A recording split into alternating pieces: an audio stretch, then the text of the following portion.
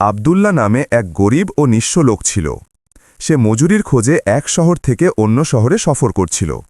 ভাগ্যক্রমে এক শহরে সে কিছু কাজ পেয়ে গেল এবং আল্লাহর নেয়ামতে জীবনযাপন করতে লাগল, যাতে কিছু টাকা জমা করতে পারে। হঠাৎ তাকে মজুরি হারাতে হল। সে এদিক ওদিক কাজের খোঁজ করল, কিন্তু কোনো কাজ পেল না। তাই বাধ্য হয়ে বসে গেল এবং তার জমানো টাকা খরচ করতে লাগল। সে মনে মনে বলতে লাগল যে পরদেশে জীবন কাটানো খুব কঠিন। আমার জমানো টাকা শিগগিরই ফুরিয়ে যাবে এবং আমি আবার নিঃস্ব ও খালি হাতে হয়ে যাব। এখন শাওয়াল মাস শুরু হয়েছে এবং আমার নামও আবদুল্লাহ, যা একটি ভালো ও নেক মাস। বরং ভালো হবে যে আমি আমার শহরে ফিরে যাই এবং বাকি টাকা ব্যবসায় লাগিয়ে দিই। এভাবে বন্ধুদের সাথে আরামে থাকতে পারব। আবদুল্লাহ সেই রাতেই তার জিনিসপত্র বাঁধল এবং টাকাও তার মধ্যে লুকিয়ে একটি গাঁঠরি তৈরি করল। তারপর তার সাথীর কাছে গেল, যে তার মতোই মুসাফির ছিল এবং একই ভাড়া বাড়িতে থাকত। আবদুল্লাহ তার সাথীকে বিদায় জানাল এবং শহরের বাইরে কারওয়ান সরায়ে মুসাফিরখানা গিয়ে আস্তানা গাড়ল, যাতে পরদিন সকালে কারওয়ানের যাত্রীদলের সাথে দেশের উদ্দেশ্যে রওনা হতে পারে। সে রাতে সে অন্যান্য মুসাফিরদের মতো কারওয়ান সরায়ের উঠোনে তার গাঁঠরিটির পাশে বসে পড়ল এবং মুসাফিরদের কোলাহল দেখতে লাগল। এই সময় তার নজর দেয়ালের দিকে পড়ল, যেখানে লেখা ছিল, মালপত্রের হেফাজত ও দেখভাল মুসাফিরদের নিজস্ব দায়িত্ব। আবদুল্লাহ মনে মনে বলল, একদম ঠিক কথা বলছে। এখানে মুসাফিরদের ভিড়, কুলি, বদমাশ এবং পরিচিতদের আসা যাওয়া চলছে। সরাইয়ের মালিকের যদি 40টা চোখও থাকে, তবুও সে সব লোককে চিনতে পারবে না, কারণ চোরও ব্যবসায়ীদের পোশাকে ঘুরে বেড়ায়। আবদুল্লাহ তার জায়গায় বসে অন্যদের দেখছিল। হঠাৎ সে অনুভব করল যে তার ঘুম আসছে। সে গাঁঠুরিটিকে কাছে টেনে নিল এবং সেটির ওপর বালিশ হিসেবে মাথা রাখল। কিন্তু সে ভাবল যে এভাবে সে সকাল পর্যন্ত বসে থাকতে পারবে না। তাই গাঁঠুরিটির দড়ি নিজের হাত দিয়ে বেঁধে নিল এবং সেটির পাশে শুয়ে ঘুমিয়ে পড়ল। ভোরবেলা যখন কারওয়ান যাত্রা শুরু করার সময় হল, তখন আবদুল্লাহ উঠে বসল। সে দেখল যে গাঁঠুরিটির দড়ি তো তার হাতে বাঁধা, কিন্তু গাঁঠুরিটির কোনো চিহ্ন নেই। কারণ কোনো চোর দড়িগুলো কেটে দিয়েছিল এবং গাঁঠুরি নিয়ে চলে গিয়েছিল। আবদুল্লাহ চোখ রগড়াতে লাগল এবং উঠে দাঁড়াল। সে দেখল যে সে স্বপ্নে নেই, বরং জেগে আছে এবং চোর তার জমানো পুঁজি নিয়ে গেছে। সে ভীত হয়ে চিৎকার করতে লাগল, ওগো লোক সকল, ওগো লোক সকল, কোনো এক ব্যক্তি আমার গাঁঠরি নিয়ে গেছে, আমার টাকা চলে গেছে। আমার গাঁঠরিতে 1000 দিরহাম ছিল। সরাইয়ের দরজা বন্ধ করে দাও, আমি সবার তল্লাশি নেব। বাইরের লোকেরা বিশ্বাস করল না এবং বলতে লাগল যে হয়তো সে নিজেই চোর এবং আতঙ্ক সৃষ্টি করতে চাইছে। কিন্তু যে লোকেরা তাকে রাতে দেখেছিল, তাদের বিশ্বাস ছিল যে চোরই গাঁঠরি নিয়ে গেছে। যদি কেউ তাকে দেখে নিত, তবে অবশ্যই ধরে ফেলত। আবদুল্লাহ মুসাফিরদের জিনিসপত্র ভালো করে দেখে নিল, কিন্তু গাঁটুরিটির কোনো নিশান পেল না। তাই কারওয়ানের লোকেরা বলতে লাগল, এমন দুর্ঘটনা প্রায়ই ঘটে থাকে। এখন বেশি চিন্তা করো না, টাকা আবারও পাওয়া যেতে পারে এবং জিনিসপত্র আবার কেনা যেতে পারে। যাও এবং আল্লাহর শুকরিয়া আদায় করো যে তোমাদেরকে কোনো গাড়ির নিচে পিষে দেয়নি। জিনিস চুরি হওয়াও একটি শিক্ষা। এর পরে হুঁশিয়ার থাকবে। যখন টাকা বেশি থাকে, তখন তার বেশি হেফাজত করা হয়। আমরা পথে তোমাদের সাহায্য করব, যাতে তোমরা তোমাদের শহরে পৌঁছাতে পারো। কিন্তু আবদুল্লাহ ফিরে যাওয়ার ইচ্ছা ত্যাগ করেছিল। তাই সে বলতে লাগল, না, খালি হাতে বাড়ি ও শহরে ফেরা আমার ভালো লাগছে না। আমার সফরের প্রথম পদক্ষেপ ভুল প্রমাণিত হয়েছে। আমি এখানেই থাকব, যাতে আমার টাকার সন্ধান করতে পারি। যখন কারওয়ান চলতে শুরু করল, তখন আবদুল্লাহ আবার কারওয়ানের লোকদের জিনিসপত্র দেখল, কিন্তু তার গাঁটরিটির কোনো চিহ্ন পাওয়া গেল না। তাই সে বিরক্ত হল, কিন্তু আল্লাহর সন্তুষ্টির জন্য তাদের বিদায় জানাল। সে খুবই পেরেশান ছিল যে এখন কি করবে এবং জীবন নতুন করে কিভাবে শুরু করবে। আবদুল্লাহ শহরের দিকে ফিরে চলল, কিন্তু তার মন চাইছিল না যে তার পুরনো বাসস্থানে ফিরুক। সে গত রাতে তার বন্ধুদের বিদায় জানিয়ে এসেছিল। সে ভাবছিল যে আমি তাদের কোন মুখে বলবো যে আমি আমার প্রথম আস্থানায় গাঁটরি রক্ষা করতে পারিনি এবং আমার এতদিনের আয় নষ্ট হয়ে গেল। হয়তো এই নিয়ে আমার মজাও রাবে। যদি আমি ধনী লোকেদের ঠিকানায় যাই, তবে অন্যদের ওপর বোঝা হব, অথচ তাদের জীবন আমার চেয়েও খারাপ। সে দুঃখী ও চিন্তিত হয়ে হাঁটছিল, কিন্তু তার পা এগিয়ে যাচ্ছিল না। এই সময় সে মসজিদের দরজার কাছে পৌঁছাল, যেখানে সেই শহরে আসার সময় প্রথম রাত কাটিয়েছিল। অনিচ্ছাকৃতভাবে সে ভেতরে প্রবেশ করল। সে ক্লান্ত ছিল, তাই একটি ছেঁড়া পুরনো মাদুরে বসে পড়ল, যা এক কোণে পড়েছিল। সে গভীর চিন্তায় ডুবেছিল। যেহেতু চারদিকে নীরবতা ছিল, তাই শীঘ্রই তাকে ঘুম পেয়ে গেল এবং সেখানেই শুয়ে পড়ল। কিন্তু সে তখনও ঘুম ও জাগরণের মাঝামাঝি অবস্থায় ছিল, যখন একটি ঠকঠক আওয়াজে তার ঘুম ভেঙে গেল। এটি ছিল একজন অন্ধ ভিক্ষুক, যাকে আবদুল্লাহ এই শহরে কয়েকবার দেখেছিল। অন্ধ ব্যক্তিটি মসজিদের এক প্রান্তে দাঁড়িয়ে বলল, ওগো ভাইরা, ওগো বোনেরা। যেহেতু নামাজের সময় ছিল না এবং আবদুল্লাহ ছাড়া সেখানে আর কেউ ছিল না, তাই সে মনে মনে বলল, এই ভিক্ষুক কি চায়? হয়তো টাকা চাইছে, এছাড়া এখানে তার কি কাজ? আবদুল্লাহ কোনো উত্তর দিল না। এই সময় ভিক্ষুকটি আবার তার লাঠি মাটিতে আঘাত করল এবং বলল, এখানে কেউ উপস্থিত আছেন? আবদুল্লাহ তখনও নীরব রইল। আবদুল্লাহ মনে মনে বলল, মনে হচ্ছে ভিক্ষুক এই জায়গাটির সাথে পরিচিত। যদি তা না হতো তবে সোজা দালানের দিকে যেত না। মনে হচ্ছে এই সময় রাতে সে কোনো বিশেষ উদ্দেশ্য নিয়ে এসেছে। এটাও সম্ভব যে শহর ও বাজার ছেড়ে ভিক্ষার জন্য মসজিদে এসেছে। হয়তো তার কোনো বিশেষ উদ্দেশ্য আছে। আবদুল্লাহ চাইল যে উঠে গিয়ে তাকে সাহায্য করুক। যখন সে দালানের কাছে পৌঁছাল, তখন সে দেখল যে অন্ধ ব্যক্তিটি এখনও লোকেদের ডাকছে এবং বলছে, এখানে কে শুয়ে আছে? আমাকে অজু করিয়ে দাও। আবদুল্লাহ মনে মনে বলল, বেচারা শুধু নামাজ পড়তে চায়, ভালো হবে যে তার সাহায্য করি। আবদুল্লাহ শব্দ না করে দালানে পৌঁছে গেল এবং চাইল যে অন্ধ ব্যক্তির প্রশ্নের উত্তর দিক, কিন্তু কোনো এক্সপিডিয়েন্সি কারণে নীরব রইল। অন্ধ ব্যক্তিটি আবার বলল, এই কে যে নিঃশ্বাস নিচ্ছে কিন্তু জবাব দিচ্ছে না? আবদুল্লাহ ভীত হয়ে গেল এবং নিজের মনে বলল যে এখন যেহেতু অন্ধ ব্যক্তিটি কঠোরভাবে কথা বলছে, তাই আমার জন্য তার কাছে যাওয়া উচিত হবে না। তাই সে নিজের নিঃশ্বাস বন্ধ করে স্তম্ভের পাশে দাঁড়িয়ে গেল। ভিক্ষুকটি একটু এগিয়ে গেল এবং কান খাড়া করল, কিন্তু সে কিছুই শুনতে পেল না। যখন সে নিশ্চিত হল যে দালানে কোনো লোক নেই, তখন সে ফিরে গেল এবং দালানের দরজা বন্ধ করে দিল। দরজাটিকে তার লাঠির সাহায্যে আটকে দিল, যাতে কোনো লোক দরজা খুললে লাঠিটি পড়ে যাওয়ার শব্দে সতর্ক হতে পারে। অন্ধ ব্যক্তিটি এগিয়ে গেল এবং মসজিদের মেহরাবের নামাজের স্থানে চলে এলো। খুব দ্রুত সে সালাতের থালা এবং কয়েকটি ছেঁড়া পুরনো বই তক্তা থেকে তুলে মেঝেতে রাখল। তারপর একটি পাথরের সাহায্যে মেঝে থেকে ইটগুলো সরাতে লাগল, যার ফলে একটি ছোট্ট গর্ত তৈরি হল। ভিক্ষুকটি গর্ত থেকে একটি চামড়ার থলি বের করল এবং পকেট থেকে কিছু বের করে থলিতে রাখল। তারপর আবার গর্তে রেখে তার ওপর ইট ও মেঝে বিছিয়ে দিল। মেঝের কোণগুলো ভালো করে দেখে নিল। নামাজের বই এবং অন্যান্য জিনিসও তক্তায় রেখে দিল এবং কিছুক্ষণ বসে দালানে এসে গেল এবং চুপচাপ শুয়ে রইল, যাতে ভালো করে বুঝতে পারে যে এখানে কোনো লোক আছে কিনা। যখন সে সম্পূর্ণ নিশ্চিত হল, তখন সে যে পথে এসেছিল সেই পথেই ফিরে গেল। যখন ভিক্ষুকটি চলে গেল, তখন আবদুল্লাহ নানা ধরনের সংশয়ে ডুবে গেল যে গিয়ে দেখুক থলিতে কি জিনিস আছে। সে এগিয়ে গেল এবং একই বিন্যাসে নামাজের থালা ও বইগুলো একপাশে রাখল এবং খুব সাবধানতার সাথে মেঝের ইটগুলো তুলে একপাশে রাখল এবং থলিটি গর্ত থেকে বের করে নিল। সেই থলিতে ১৩টি ছোট ছোট থলি ছিল, যা সবকটি টাকায় ভরা ছিল। আবদুল্লাহ থলিটি কাঁধে চাপল এবং মেঝেটিকে সেই বিন্যাসেই সমান করে দিল এবং মসজিদের পেছনের দিকে চলে গেল, যেখানে চারদিকে নীরবতা ছিল। সে টাকা গুনল এবং দেখল যে তাতে ১৩০০ দিনার রয়েছে।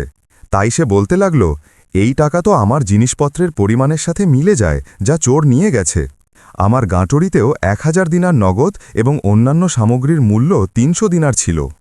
আবদুল্লাহ ভাবতে লাগল যে আল্লাহ আমার ওপর রহম করেছেন এবং এই রহমতের ফেরেস্তার মাধ্যমে আমার টাকা ফিরে পেয়েছি। কিন্তু না, যদি এই ভিক্ষুক অদৃশ্য ফেরেস্তা হতো, তবে তাকে মেঝেতে দাফন করত না, বরং আমাকে আওয়াজ দিত এবং বলতো, এসো আবদুল্লাহ, এই টাকা নাও। হ্যাঁ, এখন আমার কি করা উচিত? যদি এই টাকা নিয়ে নিই, তবে তাকে ফেরত দেওয়ার জন্য আমার অনেক সময়ের প্রয়োজন হবে, আর এটা খুবই জুলুম হবে যে একজন অন্ধ ভিক্ষুকের উপার্জন নিয়ে নিই। সে বেচারা ভিক্ষাবৃত্তি করে আর আমি তার টাকা নিয়ে পালিয়ে যাই। আল্লাহ এই বিষয়টি পছন্দ করবেন না। হ্যাঁ, যদি এই টাকা ঋণ হিসাবে নিই, তবে কেমন হবে? সে তো ভিক্ষুক এবং লোকে তাকে টাকা দিতেই থাকবে, কিন্তু আমি তো ভিক্ষাবৃত্তিও করতে পারি না। হতে পারে তার জমানো পুঁজি আরও আছে, যা সে তার বাড়ি বা অন্য কোনো জায়গায় লুকিয়ে রেখেছে। যাই হোক, এমন মনে হচ্ছে যে সে কাউকে বিশ্বাস করে না এবং কোনো আমানত দেওয়ার লোকও জমানো পুঁজি লুকিয়ে রাখে না। বরং আমি এই টাকার বেশি হকদার হওয়া গুনাহ নয়। যদি আমি তার কাছে গিয়ে ঋণ চাই তবে সে আমাকে সোজা মানা করে দেবে। আপাতত অনুমতি ছাড়াই টাকা নিয়ে নিই এবং যখন আমার কাছে বেশি টাকা হবে তখন তাকে খুঁজে ফিরিয়ে দেব। আব্দুল্লাহ থলিটি বগলে চেপে রাখল। সে এগিয়ে গেল এবং নিজেকে সান্ত্বনা দিতে দিতে বলতে লাগল, এই বিষয়ে সিদ্ধান্ত এত দ্রুত নেওয়া সম্ভব নয়। আল্লাহ ভিক্ষুককে তাই পাঠিয়েছেন যে আমার সাহায্য করেন। এই কারণেই আল্লাহ আমাকে ক্লান্ত করে দিয়েছিলেন এবং মসজিদে বসিয়ে দিয়েছিলেন যাতে আমি আমার সম্পদ ফিরে পেতে পারি। হ্যাঁ, যখন কোনো লোক খারাপ কাজ করে তখন সে নিজেই শয়তান হয়ে যায় এবং নিজেকে ধোঁকা দেয়। এভাবে আব্দুল্লাহও তার দুঃখ ও চিন্তা সত্ত্বেও নিজেকে সান্ত্বনা দিল এবং সেখান থেকে চলে গেল। সে ৩০০ দিনার দিয়ে তার জরুরি জিনিসপত্র কিনল এবং ১,০০০ দিনার তার পোশাকের মধ্যে লুকিয়ে রাখল। এখন সে তার পূর্বের বাসস্থানে গেল না এবং সেই শহর থেকে বেরিয়ে যাওয়ার প্রস্তুতি নিতে লাগল। তবে সে তার কাজ নিয়ে খুবই লজ্জিত ও অসন্তুষ্ট ছিল। পরের দিন সে শহরে ঘোরাফেরা করছিল, তখন সে সেই অন্ধ ভিক্ষুককে গুনগুন করতে দেখল, কিন্তু তাকে খুবই খুশি দেখাচ্ছিল। আব্দুল্লাহ তার পিছু নিল যে মসজিদের দিকে যাচ্ছিল। যখন সেখানে পৌঁছাল তখন সে গতরাতের মতোই তার কাজ করতে লাগল এবং তার হাত গর্তে পৌঁছাল। যখন সে দেখল যে থলিটি সেখানে নেই তখন সে কপালে হাত বোলাল, কিন্তু কিছু বলল না। সে পকেট থেকে একটি ছোট থলি বের করল এবং সেখানেই লেখে মেঝে সমান করে দিল এবং দালানে এসে বসে পড়ল। আব্দুল্লাহ মনে মনে বলল, যদি সে এভাবে বসে থাকে এবং ভিক্ষুক আমাকে খুঁজে নেয় তবে কি হবে? সে নিজেকে সান্ত্বনা দিল এবং বলল, আব্দুল্লাহ মনে মনে বলল, এখন তো প্রমাণিত হয়ে গেছে যে এই টাকা আমার জন্য পাঠানো হয়নি, কিন্তু এখন যা হওয়ার তা তো হয়েই গেছে। যখন এই ভিক্ষুক মালিক হচ্ছে তখন তার টাকার এখনও প্রয়োজন নেই। যদি আল্লাহ চান তবে একদিন তার টাকা ফিরিয়ে দেব এবং আমার হিসাব পরিষ্কার করে নেব। আব্দুল্লাহ মুসাফির ছিল, তাই পরের দিন একটি কারোমানের সাথে নিজের শহরে ফিরে গেল। সে বিনামূল্যে পাওয়া টাকা ব্যবসায় লাগিয়ে দিল এবং খাদ্যশস্য ও জিনিসপত্র বিক্রি করতে লাগল। যখন তার কাজ চলতে লাগল তখন সে একটি দোকান নিল এবং শস্য কেনা বেচা করতে লাগল। তার ব্যবসা বৃদ্ধি পেতে লাগল এবং খুব শীঘ্রই সে ধনী হয়ে গেল। 2 বছর পর কারোবানের সাথে মক্কা গেল এবং হাজি আব্দুল্লাহ হয়ে গেল। এখন সে সংকল্প করল যে ভিক্ষুককে খুঁজে বের করবে এবং অনুমতি ছাড়া নেওয়া টাকা ফেরত দেবে এবং তার কাছে ক্ষমা চাইবে। এভাবে যখন 3 বছর কেটে গেল তখন একদিন ভাগ্যক্রমে যখন সে তার কাজকর্মের জন্য যাচ্ছিল তখন সে বাজারে সেই অন্ধ ভিক্ষুককে দেখল। আব্দুল্লাহ মনে মনে বলল, এই ভিক্ষুক খোদার এবং এই শহরের মেহমান। আমার কর্তব্য হয় যে তার হাতে কিছু টাকা রাখি এবং জিজ্ঞাসা করি যে যখন থেকে তোমার টাকা হারিয়ে গেছে তোমাকে কেমন পরিস্থিতির সম্মুখীন হতে হয়েছে। যদি আমি আমার ঋণ এখনই তাকে ফিরিয়ে দিই তবে সে খুশি হবে, হতে পারে তার টাকার প্রয়োজনও আছে। হাজি আব্দুল্লাহ নিজের মনে বলল, যখন লোকেরা কারো কাছে ঋণী থাকে তখন খুশি থাকে না, কিন্তু আত্মগরিমা এবং অহংকার তাদের বাধ্য করে এবং তারা মনে করে যে আমাদের ঋণদাতাকে টাকার প্রয়োজন নেই, তাই ঋণ পরিশোধে বিলম্ব করে। যাই হোক, হাজি আব্দুল্লাহ এগিয়ে গেল এবং ভিক্ষুকের হাতে একটি মুদ্রা রাখল এবং ভাবতে লাগল যে যখন আমি তার সাথে আসল বিষয়ে কথা বলবো তখন সে স্বাভাবিকভাবেই খুশি হবে এবং বলবে, না জনাব, আমার টাকা ফেরত পাওয়া যায়নি, আল্লাহ চোরের ওপর লানত দিক, এবং সেই টাকার জন্য অন্যান্য দুর্ভাগ্যের কথা বলবে। এর পরে আমি জিজ্ঞাসা করব যে তোমার কত টাকা চুরি হয়েছিল। যখন সে তার কাহিনী বর্ণনা করবে তখন আমি বলে দেব, খুব ভালো, এখন তাকে অভিশাপ দিও না, হয়তো চোরকে জানা যাবে। যদি চাও তবে তোমার মনের কষ্ট দূর করার জন্য আমি প্রস্তুত আছি এবং সেই একই পরিমাণের টাকা তোমাকে দিতে পারি। আমাকে নেক দিল মনে করে গ্রহণ করো আর আমিও শান্তি পাব। হাজি আব্দুল্লাহ তার ধারণা অনুযায়ী সুযোগ খুঁজছিল, তাই ভিক্ষুককে জিজ্ঞাসা করতে লাগল, আমি শুনেছি যে কয়েক বছর আগে তোমার টাকা হারিয়ে গিয়েছিল, তা কি ফিরে পেয়েছিলে? কিন্তু ভিক্ষুক হাজি আব্দুল্লার ধারণা অনুযায়ী কথা বলল না এবং হাজি আব্দুল্লার কথা শোনা মাত্রই তার হাত ধরে ফেলল এবং চিৎকার করতে করতে বলতে লাগল, চোর, চোর, ওগো লোক সকল, আমার সাহায্য করো, আমি চোরকে খুঁজে পেয়েছি, এসো আমার সাহায্য করো, এই লোকটি আমার টাকা চুরি করেছে। ভিক্ষুকের চিৎকারে অনেক লোক জমা হয়ে গেল এবং হাজি আব্দুল্লাহ চিন্তিত হয়ে বলতে লাগল, ওগো শরীফ, ভদ্র মানুষ, মিথ্যা অপবাদ কেন দিচ্ছ? আমি তোমার খোঁজ খবর নিচ্ছিলাম। যদি সত্যিই তোমার কোনো জিনিস হারিয়ে গিয়ে থাকে তবে আমি তার সন্ধানের জন্য প্রস্তুত আছি, কিন্তু তুমি তো আমার ওপর মিথ্যা দোষ দিচ্ছ। আমি তোমার টাকার চোরকে চিনি না। আমি তো শুধু এটাই শুনেছিলাম যে তোমার টাকা হারিয়ে গিয়েছে, এছাড়া আমার আর ভিক্ষুক তার আওয়াজ আরও উঁচু করে দিল এবং বলল, আমার টাকার চোর তুমি। ওগো লোক সকল, আমার সাহায্য করো। আমার টাকার এখনই প্রয়োজন নেই, কিন্তু আমার ইচ্ছে যে এই বেনসাফ চোরকে কাজীর বিচারক কাছে নিয়ে যাই এবং তার কাছে সাহায্য চাই। সিপাহীকে ডাকো, দারোগাকে খবর দাও, আমাকে কাজীর আদালত পর্যন্ত নিয়ে যাও। যতক্ষণ না আমার উদ্দেশ্য সফল হয় এই চোরকে মাফ করব না। এই সময় অনেক লোক জমা হয়ে গিয়েছিল, যারা বলছিল, হতে পারে এই ভিক্ষুক সন্দেহ করেছে, যাই হোক বাস্তবতা জানা যাবে। এরপরে হাজি আবদুল্লাহকে বলতে লাগল, তুমি চিন্তা করো না, এই ভিক্ষুক এই শহরের বাসিন্দা নয়, বরং মুসাফির, এবং 2-3 দিন থেকে এখানে এসেছে। হতে পারে সে ভুল করেছে, তাই তাকে বেশি চিন্তিত করো না। যদি কাজীর কাছে যাও তবে তোমাকে জামিনে মুক্ত করে দেওয়া হবে। সিপাহী এবং দারোগাকে খবর দেওয়া হলো। সিপাহীরা এলো এবং অন্ধ ভিক্ষুকের কাছে নিয়ে গেল। ভিক্ষুক বলল, আমার টাকা চুরি গেছে, এখন আমি চোর ধরেছি এবং সে আপনাদের সামনে আছে, তাই ভালো হবে যে তাকে কাজীর কাছে নিয়ে যাই এবং আমার মামলা প্রমাণ করি। হাজি আবদুল্লাহ বলল, মিথ্যাই আমার ওপর দোষ চাপানো হচ্ছে। আমি চেয়েছিলাম যে তাকে সাহায্য করি, কারণ আমি শুনেছিলাম যে তার টাকা হারিয়ে গিয়েছে। আমার ইচ্ছে ছিল যে শুধু আল্লাহর সন্তুষ্টির জন্য তার চিন্তা দূর করি। আমার কি জানা ছিল যে সে আমার সাথে জড়িয়ে পড়বে, অপবাদ দেবে এবং আমার ইজ্জত নষ্ট করবে। এই শহরে আমার ভালো ব্যবসা আছে, আমার চুরির কি প্রয়োজন? ভালো হবে যে কাজীর কাছে যাই। আমারও এই লোকটির বিরুদ্ধে অভিযোগ আছে, এটা ঠাট্টা হয়। ভিক্ষুককে সাহায্য করা কি গুনাহ? মিথ্যে ঝগড়া বা শোরগোল করে টাকা পাওয়া যায় না। দারোগা বাধ্য হয়ে তাদের কাজীর কাছে পাঠিয়ে দিল। কাজী দুজনের অভিযোগ ও বক্তব্য শুনলেন এবং ভিক্ষুককে বললেন, আমি এর জামিন, এখনে পালিয়ে যেতে পারে না, আমি মামলার তদন্ত করব। যখন অন্ধ ভিক্ষুক এবং আবদুল্লাহ আলাদা হয়ে গেল তখন কাজী দুজনের বক্তব্য আলাদা আলাদা নিলেন। হাজি আবদুল্লাহ 2 বার তার কথাগুলো পুনরাবৃত্তি করল এবং বলল, আমি কিছু কথা শুনেছিলাম, তাই চাইলাম যে তার সমস্ত ঘটনা জানতে পারি। যদি সত্যি হয় তবে তাকে সাহায্য করব, কিন্তু এই বেইনসাফ আমাকে অপমান করার কোনো কসুর ছাড়েনি, তাই আমি আমার কাজের জন্য অনুতপ্ত। আমার কি জানা ছিল যে এই ভিক্ষুক এমন কাজ করবে?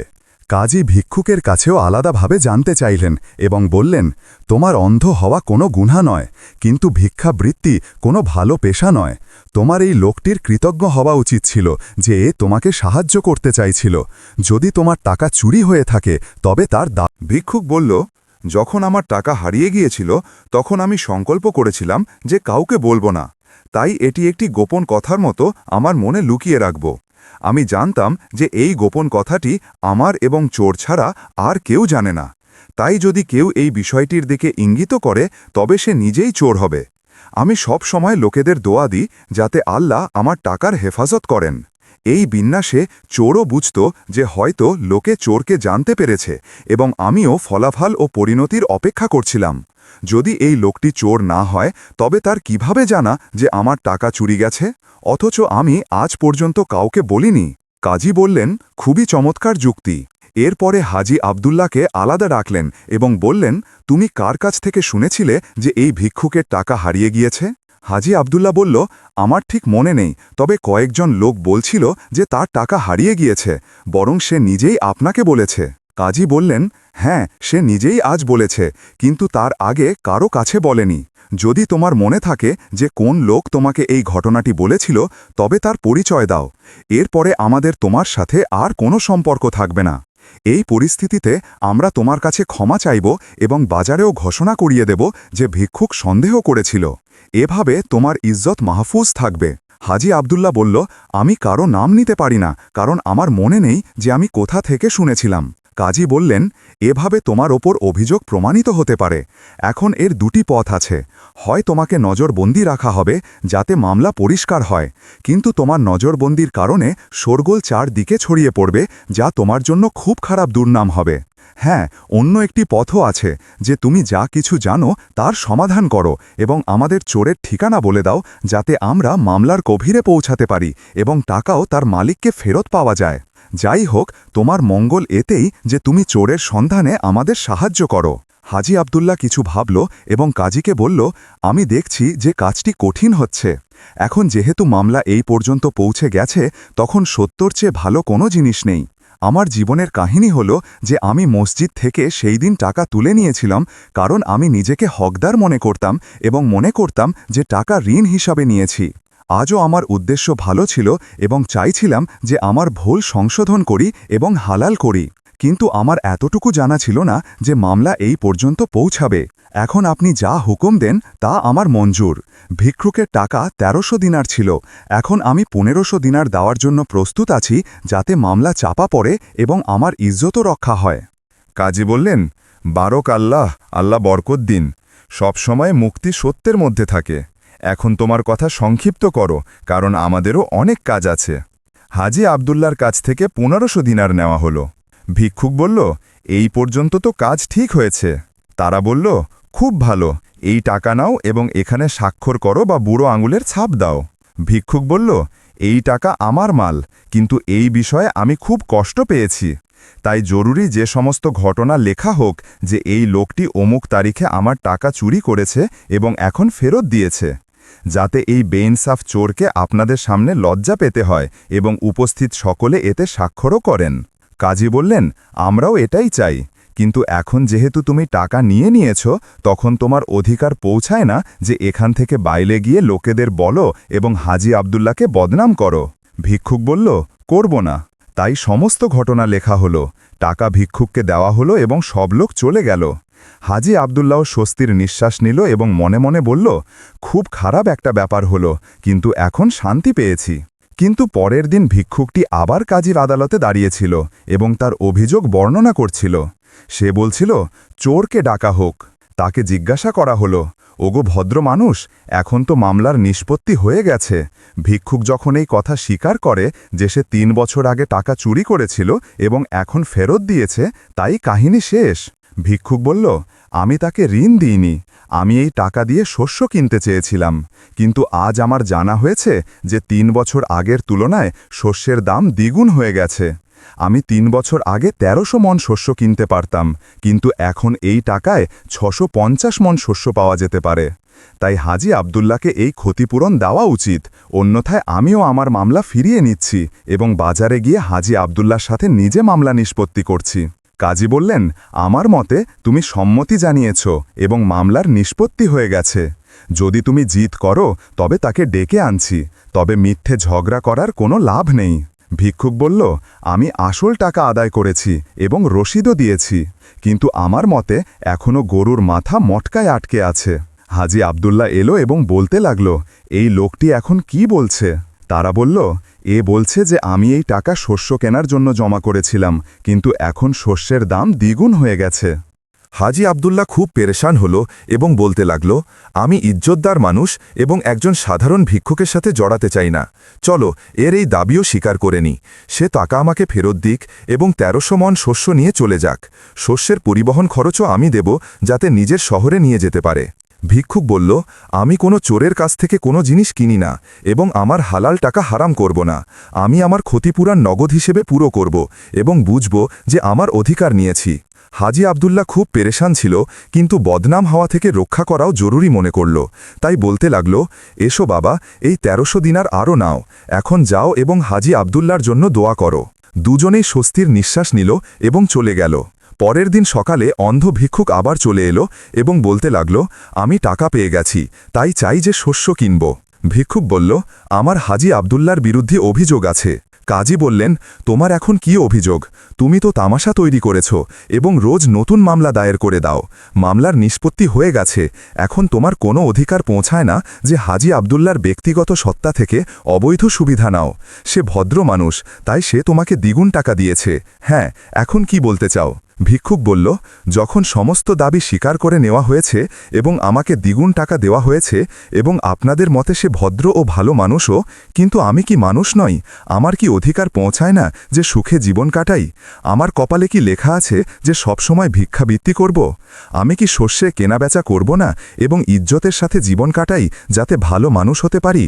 তাকে বলা হলো, কেন নয়, তোমারও অধিকার আছে। আমরাও চাই যে তোমাকে এই কথাই বোঝানো হোক যে ভিক্ষাবৃত্তি অনুচিত এবং অশোভন পেশা।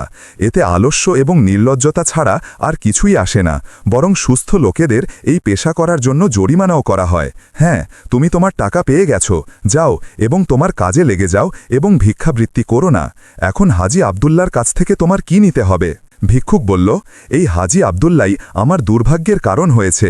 আমি ৩ বছর আগে চেয়েছিলাম যে ভিক্ষাবৃত্তি থেকে হাত ধুয়ে নিই এবং শস্যের বিক্রি করি, কিন্তু এই বেইনসাফ চোর আমার জমানো পুঁজি নিয়ে গেল। তাই আমাকে বাধ্য হয়ে আরও ৩ বছর ভিক্ষাবৃত্তি করতে হলো। এই সময়ে অনেক কষ্টের সম্মুখীন হতে হয়েছে এবং চোরকে গ্রেফতার করার চিন্তায় ভুগতে থাকলাম।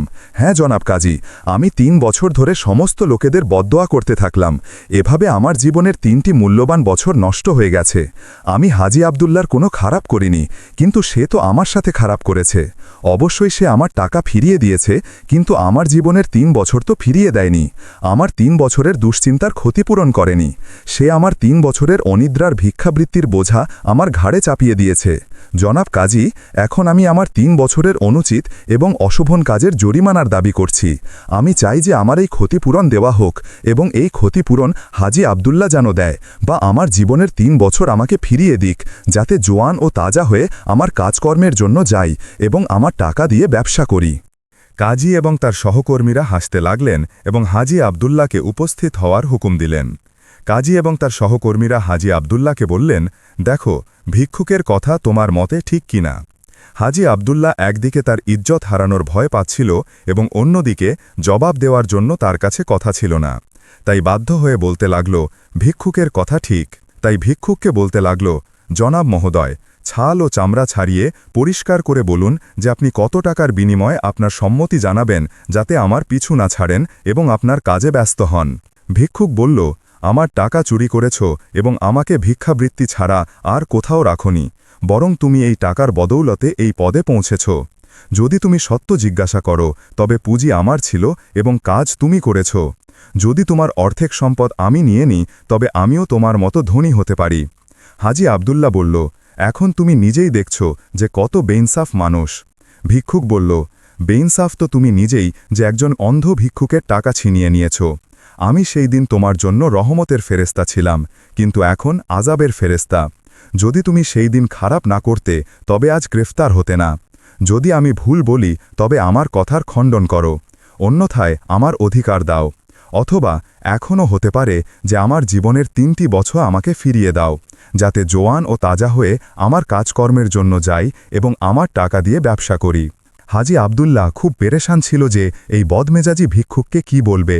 সে কিছু ভাবল এবং বলল, আমি যেই দিন তোমার টাকা উঠিয়েছিলাম, তখন আমি তোমার থেকেও বেশি বেসহায় ও হকদার ছিলাম। আমার টাকা কারওয়ান সরাইয়ে চুরি হয়ে গিয়েছিল, যা ১৩০০ দিনার ছিল। তাই এই দুর্ঘটনা আমাকে এই কাজে বাধ্য করেছিল এবং তোমার টাকা ঋণ হিসাবে নিয়েছিলাম। কিন্তু এখন তোমার কথা ঠিক নয়। আমি তোমাকে জোয়ান বানাতে পারি না এবং আমার অর্ধেক সম্পত্তিও তোমাকে সঁপে দিতে পারি না। যদি আমি সেই দিন খারাপ করে থাকি, তবে তুমিও আজ খারাপ করছো। হ্যাঁ, আমি আমার খারাপ কাজের জন্য অনুতপ্ত, তাই তুমিও বেইনসাফি করো না। তবে আমি এই কাজের জন্য প্রস্তুত আছি যে তোমার সুখের জন্য আমাদের কাছে যা কিছু আছে একসাথে রেখে দিই এবং অংশীদারিত্বে কাজ শুরু করে দিই। তুমি ভিক্ষাবৃত্তি করেছ এবং আমি চুরি করেছি। আমরা দুজনের কাজ একে অপরের সাথে মিলে যায়। হয়তো তুমি একাই শস্য বিক্রি করতে পারবে না, কিন্তু আমি এই কাজ করতে পারি। যদি আমরা দুজনে ভালো মানুষ হয়ে থাকি, তবে আমাদের খুব ভালো কাটবে। হ্যাঁ, তুমি তো বলনি যে তোমার নাম কি? ভিক্ষুক বলল, হাসান। হাজি আবদুল্লা বলল, খুব ভালো, আমি আবদুল্লা। আমাদের কাছে যা কিছু আছে একসাথে মিলিয়ে নিই এবং আমাদের ব্যবসার নাম আবদুল্লা ও হাসান শস্য বিক্রেতা রেখে দিই। এখন কি রাজি? ভিক্ষুক বলল, এখন একটি জিনিস বাকি রয়েছে। আমার কিছু টাকা রমজানের কাছে আছে। যদি তাকেও আমাদের সাথে অন্তর্ভুক্ত করে নিই এবং ৩ জন একসাথে খাওয়া দাওয়া করি ও ব্যবসা করি, তবে খুব ভালো কাটবে। বরং রমজানের কাজও চলতে শুরু করবে।